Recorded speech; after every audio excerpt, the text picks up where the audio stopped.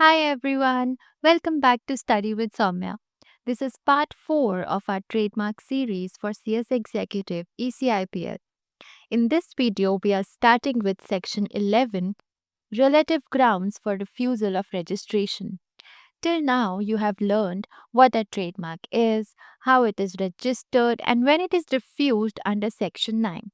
But now the game becomes more interesting because rejection is not only about weak marks, it is also about copying someone else.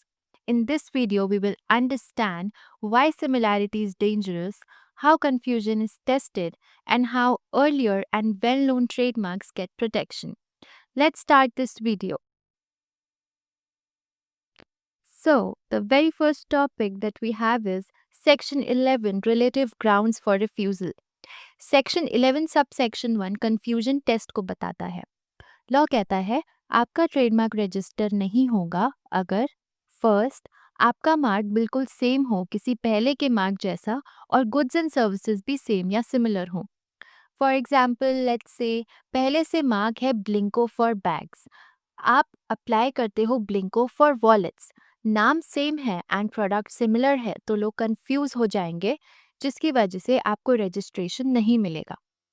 Next point है आपका mark थोड़ा different हो पर सुनने या देखने में सिमिलर हो और गुड्स एंड सर्विसेज भी सेम या सिमिलर हो जिससे पब्लिक कंफ्यूज हो सकती हो। लेट्स से फॉर एग्जांपल पहले से एक ब्रांड है कूलजी फॉर जैकेट्स, KOOLZY, और आप अप्लाई करते हो Coolzi for hoodies, it starts with COOLZI. It sounds almost same and the product is also similar, which means that confusion is possible. तो ये रिफ्यूज हो जाएगा। यहाँ मेन पॉइंट है कि पब्लिक कंफ्यूज हो सकती है या नहीं। कंफ्यूजन में एसोसिएशन भी आता है, लोग सोचेंगे शायद दोनों कंपनी लिंक्ड है। Now, next we have is section 11 subsection 2 that talks about well-known trademark protection. ये स्पेशल रूल है फेमस ब्रांड्स के लिए। अगर आपका मार्क किसी फेमस मार्क जैसा हो, गुड्स और सर्विसेज अलग हों, पर आप फेमस ब्रांड का नाम यूज करके फायदा उठा रहे हो या उसकी रेप्यूटेशन खराब हो सकती है, तो रजिस्ट्रेशन नहीं मिलेगा। लेट्स से टेस्ला फेमस है फॉर कार्स, आप अप्लाई करते हो Teslas, you add a Z at the end for shoes, product अलग है बट नाम फेमस का क्लोज कॉपी है, लोग सोचेंगे कोई कनेक्शन है, which means your mark will get rejected. इसको बोलते हैं unfair advantage and detriment to reputation. Next we have is section 11 subsection 3 that talks about passing off and copyright. अगर आपका मार्क किसी अनरजिस्टर्ड मार्क जैसा है जो मार्केट में पहले से यूज हो रहा है और पासिंग ऑफ बन सकता है तो रजिस्ट्रेशन नहीं मिलेगा। फॉर एग्जाम्पल लेट्स से एक लोकल ब्रांड 10 साल से अर्बन बाइट के नाम से कैफेज चला रहा है पर रजिस्टर नहीं करवाया, आप सेम नाम रजिस्टर करवाना चाहते हो, ये पासिंग ऑफ बनेगा और रिजेक्शन आ जाएगा। नेक्स्ट इज आप किसी के लोगो या मार्क को पोस्टर, आर्टवर्क, डिजाइन, कैरेक्टर से कॉपी कर रहे हो तो कॉपीराइट लॉ की वजह से वो भी रिफ्यूज हो जाएगा। Next we have is section 11 subsection 4. It says that कि अगर पहले वाले ट्रेडमार्क का ओनर बोले कि मुझे कोई प्रॉब्लम नहीं है और रिटन कंसेंट दे दे तो रजिस्ट्रार स्पेशल केस में मार्क रजिस्टर कर सकता है सेक्शन 12 के अंदर। फॉर एग्जाम्पल लेट्स से कोई दो फ्रेंड्स की क्लोथिंग ब्रांड्स हैं, नाम सिमिलर है, एक ने कंसेंट दे दिया तो रजिस्ट्रेशन पॉसिबल होगा। अर्लियर ट्रेडमार्क का मतलब है जो पहले फाइल हुआ हो, चाहे रजिस्टर हुआ हो या पेंडिंग हो, इंडिया का एप्लीकेशन हो या इंटरनेशनल कन्वेंशन का एप्लीकेशन हो। सिंपल, जो पहले आया उसका राइट पहले, या फिर जो पहले से वेल नोन हो। मतलब अगर कोई मार्क फेमस है तो चाहे फाइल डेट बाद की हो उसको स्पेशल प्रोटेक्शन मिलेगा। Next we have is section 11 sub section 6। Well known कैसे डिसाइड होता है? रजिस्ट्रार जब डिसाइड करता है कि कोई मार्क वेल नोन है या नहीं तो वो सिर्फ एक चीज नहीं देखता, वो ओवरऑल इम्पैक्ट देखता है। वो ये सब चीजें कंसिडर करेगा। फर्स्ट इज पब्लिक कितना जानता है इस मार्क को। अगर लोग उस मार्क को पहचानते हैं, बात करते हैं या नाम सुनते ही प्रोडक्ट याद आ जाता है तो ये एक स्ट्रॉन्ग पॉइंट है। लेट्स से अगर किसी को एप्पल बोलो तो वो तुरंत फ़ोन, लैपटॉप याद करे, मतलब ब्रांड पब्लिक के दिमाग में बैठा हुआ है। नेक्स्ट पॉइंट इज कितने टाइम से यूज़ हो रहा है और कहाँ कहाँ। अगर ब्रांड 20 to 25 ईयर्स से चल रहा है और सिर्फ एक सिटी में नहीं बल्कि मल्टीपल स्टेट या कंट्री में यूज़ हो रहा है, it becomes a strong case. Next is promotion कितना हुआ है। TV ads, hoardings, Instagram, YouTube, exhibition, fairs, जहाँ जहाँ ब्रांड दिख रहा है वहाँ से उसकी पहचान बढ़ती है। Next is registration history. अगर मार्क अलग अलग जगह रजिस्टर हुआ है या उसके लिए एप्लीकेशंस हुई हैं और वो रियल यूज को शो करता है तो that will be a plus point. And the last point is court cases और प्रोटेक्शन का रिकॉर्ड। अगर पहले कोर्ट्स ने या रजिस्ट्रार ने उस मार्क को प्रोटेक्ट किया है या उसको वेल नोन बोला है तो अब और स्ट्रांग हो जाता है। सो इन शॉर्ट, वेल नोन होने के लिए सिर्फ फेमस होना काफ़ी नहीं है, प्रूफ होना चाहिए। Next is section 11 sub section 7। Registrar ये नहीं देखेगा कि पूरा इंडिया जानता है या नहीं, वो देखेगा उस प्रोडक्ट के कस्टमर्स का ग्रुप, जो लोग डिस्ट्रीब्यूशन में इन्वॉल्व है, डीलर्स, सेलर्स, एजेंट, और जो बिजनेस सर्कल में उस प्रोडक्ट से जुड़े हैं। फॉर एग्जाम्पल, अगर कोई हैवी मशीनरी का ब्रांड है तो स्कूल के बच्चे नहीं जानते होंगे, बट इंजीनियर्स, फैक्ट्री डीलर्स जानते हैं, तो वो भी वेल नोन हो सकता है। यानी पब्लिक एट लार्ज नहीं बल्कि रेलेवेंट पब्लिक इम्पॉर्टेंट है। एक बार वेल नोन बन गया तो अगर किसी कोर्ट या रजिस्ट्रार ने एक बार बोल दिया कि ये मार्क वेल नोन है तो बाकी सब केसेस में रजिस्ट्रार उसको वेल नोन ही मानेगा। रजिस्ट्रार क्या क्या कंडीशन नहीं रखेगा। रजिस्ट्रार ये सब चीज़ें डिमांड नहीं करेगा।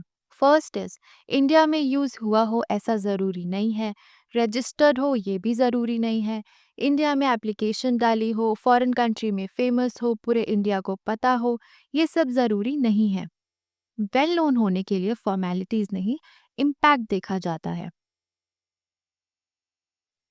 जब एप्लीकेशन या ऑपोजिशन आता है तो क्या होता है, रजिस्ट्रार करेगा वेल नोन मार्क को सिमिलर या आइडेंटिकल मार्क से प्रोटेक्ट, देखेगा कि किसी ने बैड फेथ में तो अप्लाई नहीं किया, जैसे जानबूझकर किसी फेमस मार्क का नाम कॉपी करना। फॉर एग्जाम्पल, कोई जानता है कि एक ब्रांड ऑलरेडी सुपर फेमस है फिर भी उस टाइप का नाम लगा के अप्लाई कर देता है, ये बैड फेथ है। बट इसका एक इम्पॉर्टेंट एक्सेप्शन भी है। अगर कोई मार्क ऑनेस्टली यूज हो रहा था, उसने सब सच रजिस्ट्रार को बताया और वो यूज वेल नोन मार्क बनने से पहले से चल रहा था, तो सिर्फ इस वजह से कि बाद में कोई मार्क वेल नोन बन गया, उस पुराने ऑनेस्ट मार्क को आप हटा नहीं सकते। मतलब गुड फेथ में कमाया हुआ राइट इजीली नहीं छीना जाता।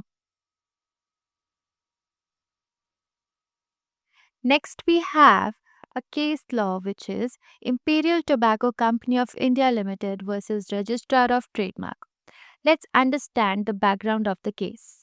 Imperial Tobacco Company सिगरेट्स बनाती थी और उन्होंने अपने सिगरेट्स पर लेबल लगाया था सिमला के नाम से, SIMLA, और लेबल में स्नो क्लैड हिल्स का डिज़ाइन भी था। उन्होंने ट्रेडमार्क रजिस्ट्रेशन के लिए अप्लाई किया, एक बार 1960 में एंड दोबारा 1966 में। दोनों बार रजिस्ट्रार ने उनका एप्लीकेशन रिजेक्ट कर दिया। कंपनी ने हाई कोर्ट में अपील करी, कैलकाटा हाई कोर्ट में। कोर्ट ने क्या देखा? कोर्ट ने सबसे पहले देखा कि शिमला क्या है। कोई इन्वेंटेड वर्ड नहीं है, कोई स्पेशल डिक्शनरी मीनिंग वाला वर्ड नहीं है, बल्कि एक फेमस ज्योग्राफिकल प्लेस है, एक well known hill station of India.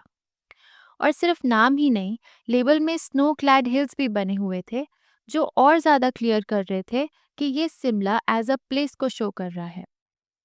तो कोर्ट ने बोला, ट्रेडमार्क का काम होता है प्रोडक्ट को दूसरे प्रोडक्ट से अलग पहचान देना, सोर्स बताना, कौन बनाता है। लेकिन द वर्ड शिमला एक जगह का नाम है, सब लोग जानते हैं, इसका डायरेक्ट ज्योग्राफिकल मीनिंग है, इसलिए ये किसी एक कंपनी का एक्सक्लूसिव नहीं हो सकता। कोई भी बिजनेसमैन शिमला में बना हुआ प्रोडक्ट शिमला कह सकता है। और जब लेबल में पहाड़ों का डिज़ाइन भी लगा दिया तो और स्ट्रांग हो गया कि ये ज्योग्राफिकल मीनिंग ही दिखा रहा है। कोर्ट ने बोला कि शिमला एक फेमस जोग्राफिकल नेम है, इसका मीनिंग क्लियर और ऑब्वियस है, ये इन्वेंटेड वर्ड नहीं है, ये सिर्फ एक जगह को रिप्रेजेंट करता है, इसलिए शिमला को ट्रेडमार्क के रूप में रजिस्टर नहीं किया जा सकता। इंपीरियल टोबैको की अपील रिजेक्ट कर दी गई। एग्जाम के लिए गोल्डन पॉइंट ये है कि जोग्राफिकल नेम्स नॉर्मली ट्रेडमार्क नहीं बन सकते, स्पेशली जब वो फेमस हो, डायरेक्टली जगह को शो करे और डिज़ाइन भी उसी जगह को इंडिकेट करे। ऐसे केसेस में कोर्ट बोलेगा कि ये मार्क डिस्टिंक्टिव नहीं है, कि ये सिर्फ जगह बताता है, ब्रांड नहीं। Topic is section 13 chemical elements and international non proprietary names. Section 13 बोलता है कुछ वर्ड्स कभी ट्रेडमार्क नहीं बन सकते, चाहे आप कितना भी ट्राई कर लो। बट कौन से words? First is common elements के नाम, जैसे oxygen, hydrogen, sodium, calcium.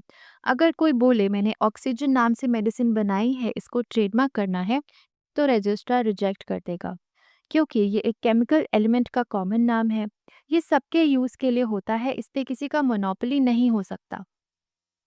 Second is chemical compounds के कॉमन नाम, जैसे पैरासिटामोल, एस्प्रिन, सोडियम क्लोराइड। आप इनको ट्रेडमार्क नहीं बना सकते, क्योंकि ये साइंटिफिक, जेनेरिक और पब्लिक यूज के वर्ड्स हैं। इनका काम प्रोडक्ट को डिस्क्राइब करना है, ब्रांड बनाना नहीं। Next is international non proprietary names. WHO कुछ मेडिसिन के लिए एक ऑफिशियल जेनेरिक नेम डिसाइड करती है, उसको कहते हैं इंटरनेशनल नॉन प्रोप्राइटरी नेम। जैसे पैरासिटामोल, आइब्रूफिन, ये नाम सब कंपनीज यूज करती हैं। डॉक्टर, पेशेंट, फार्मासिस्ट सब समझते हैं, ये पब्लिक इंटरेस्ट में होते हैं। इसलिए अगर कोई बोले कि मुझे आइब्रूफिन को ट्रेडमार्क बनाना है, रजिस्ट्रार बोलेगा नॉट पॉसिबल। और अगर कोई वर्ड INN जैसा दिखता हो, सुनने में मिलता जुलता हो, तो वो भी रिजेक्ट हो जाएगा, क्योंकि वो डिसेप्टिवली सिमिलर माना जाएगा। अगर गलती से रजिस्टर हो गया तो सेक्शन 13 बोलता है अगर ऐसा नाम गलती से रजिस्टर हो भी गया, तो उसको सेक्शन 57 के under wrongly remaining on the register माना जाएगा और बाद में हटाया जा सकता है। Next we have living person या रिसेंटली डेड पर्सन का नाम। अब नेक्स्ट रूल है कि अगर आपका ट्रेडमार्क ऐसा लगता है जैसे किसी जिंदा इंसान से कनेक्टेड हो या किसी ऐसे इंसान से जो 20 साल के अंदर मरा हो, तो रजिस्टर आपसे बोलेगा प्रूफ लाओ उस इंसान की written consent. For example, let's say आप अप्लाई करते हो किसी के नाम से शूज़ का, जो कि एक फेमस लिविंग पर्सन है, तो रजिस्ट्रार बोलेगा क्या उसने आपको उसका नाम यूज़ करने की परमिशन दी है, रिटन कंसेंट दिखाओ। अगर कंसेंट नहीं है तो एप्लीकेशन आगे प्रोसेस नहीं होगी। अगर कोई पर्सन 20 साल के अंदर मरा हो और आप उसका नाम या फोटो यूज़ कर रहे हो, तो उसके लीगल रिप्रेजेंटेटिव से रिटन कंसेंट चाहिए, वरना रजिस्ट्रार मना कर देगा। लेट्स से कोई फेमस सिंगर 10 साल पहले मरा और आप XYZ सिंगर टी के नाम से ट्रेडमार्क चाहते हो, रजिस्ट्रार बोलेगा कि फैमिली से रिटन परमिशन लाओ, वरना रिजेक्ट हो जाएगा आपका trademark. Next we have is withdrawal of acceptance section 90। अब मान लो आपका ट्रेडमार्क अप्लाई हुआ, चेक हुआ और एक्सेप्ट भी हो गया, लेकिन रजिस्ट्रेशन अभी नहीं हुई है। इस स्टेज पर रजिस्ट्रार फिर से सोच सकता है। सेक्शन 19 कहता है रजिस्ट्रार एक्सेप्टेंस को वापस ले सकता है अगर उसने गलती से एक्सेप्ट कर लिया हो, बाद में लगे कि ट्रेडमार्क रजिस्टर नहीं होना चाहिए या स्पेशल कंडीशंस के साथ होना चाहिए। लेकिन एक रूल है, रजिस्ट्रार बिना बोले ही कैंसिल नहीं करेगा। वो एप्लीकेंट को सुनेगा, हियरिंग की एक अपॉर्चुनिटी देगा, फिर बोलेगा कि अब ये एप्लीकेशन ऐसे ट्रीट होगी जैसे कभी एक्सेप्ट ही नहीं हुई। लेट्स से सपोज स्टार जी नाम से एक मार्क एक्सेप्ट हो गया विद ZEE। बाद में पता चला कि स्टार जी ZY पहले से ही किसी और का है। रजिस्ट्रार बोलेगा मैंने गलती से एक्सेप्ट कर लिया, एप्लीकेंट को सुनेगा, फिर एक्सेप्टेंस को विड्रॉ कर लेगा। Next is advertisement of application section 20। जब ट्रेडमार्क एक्सेप्ट हो जाता है तो उसको एडवर्टाइज किया जाता है पब्लिक के लिए, मतलब जर्नल में पब्लिश होगा, लोग देखेंगे और अगर प्रॉब्लम होगी तो अपोज करेंगे। नॉर्मली एडवर्टीजमेंट एक्सेप्टेंस के बाद होता है। लेकिन कभी कभी सेक्शन 9 सब सेक्शन 1 या सेक्शन 11 सब सेक्शन 1 और 2 के केस में, या जहां रजिस्ट्रार को डाउट हो, तो एडवर्टीजमेंट एक्सेप्टेंस से पहले भी हो सकता है। एडवर्टीजमेंट का पर्पस होता है पब्लिक को बताना कि ये मार्क रजिस्टर होने जा रहा है और उनको अपोज करने का चांस देना। अगर एडवर्टीजमेंट इनकम्प्लीट हो, गलत इन्फो हो, तो लोग प्रॉपरली अपोज नहीं कर पाएंगे या मिस रिप्रेजेंटेशन माना जाएगा और प्रोसेस बिगड़ जाएगा। Next we have is registration section 23। अब मान लो ऑप्शन ए कोई ऑपोजिशन नहीं आया, ऑपोजिशन का टाइम खत्म हो गया, या फिर ऑप्शन बी ऑपोजिशन आया लेकिन डिसीजन एप्लीकेंट के फेवर में गया। तो रजिस्ट्रार को फाइलिंग डेट से 18 मंथ्स के अंदर ट्रेडमार्क रजिस्टर करना होता है, और जो डेट आपने अप्लाई की थी वही डेट ऑफ रजिस्ट्रेशन मानी जाएगी। रजिस्ट्रेशन के बाद सर्टिफिकेट मिलेगा, रजिस्ट्री का सील लगा होगा। अगर एप्लीकेंट की गलती से डिले हुआ, तो अगर एप्लीकेंट डॉक्यूमेंट्स नहीं लाया, फीस नहीं दी, प्रोसेस कंप्लीट नहीं किया और 12 मंथ्स तक पेंडिंग रहा, तो रजिस्ट्रार नोटिस देगा। अगर फिर भी काम कंप्लीट नहीं हुआ तो एप्लीकेशन अबैंडन मान ली जाएगी। Correction in register. रजिस्ट्रार छोटी सी कोई क्लरिकल मिस्टेक, टाइपिंग एरर या ऑब्वियस मिस्टेक खुद से करेक्ट कर सकता है। Next we have is duration, renewal, removal and restoration section 25। Trademark 10 साल के लिए रजिस्टर होता है, उसके बाद हर 10 साल में रिन्यू कर सकते हो और बार बार रिन्यू पॉसिबल है। अगर रिन्यू नहीं किया तो नाम रजिस्टर से हटा दिया जाएगा, तो उसके बाद आप फी देकर उसको रिस्टोर भी करवा सकते हो। Next is removal of registered trademark. Trademark कब हटाया जा सकता है? किसी के एप्लीकेशन पर अगर मार्क गलत तरीके से रजिस्टर हुआ है, और रजिस्ट्रार खुद सुओ मोटो नोटिस दे सकता है और मार्क को हटा सकता है। फॉर एग्जाम्पल, अलग अगर कोई ट्रेडमार्क जेनेरिक हो, गलती से रजिस्टर हो गया, तो बाद में रिमूव हो सकता है। So that's all for today's part. We have covered the final stages of trademark registration, from acceptance to renewal and even removal. In the next video, we'll start with a very important and interesting topic, that is infringement of trademark. What it means, how it happens, and how to protect your rights. If this video helped you understand things clearly, just tap like, share it with your CS friends, and subscribe so you don't miss the next part. See you in the next video. Same place, same energy, but a brand new topic.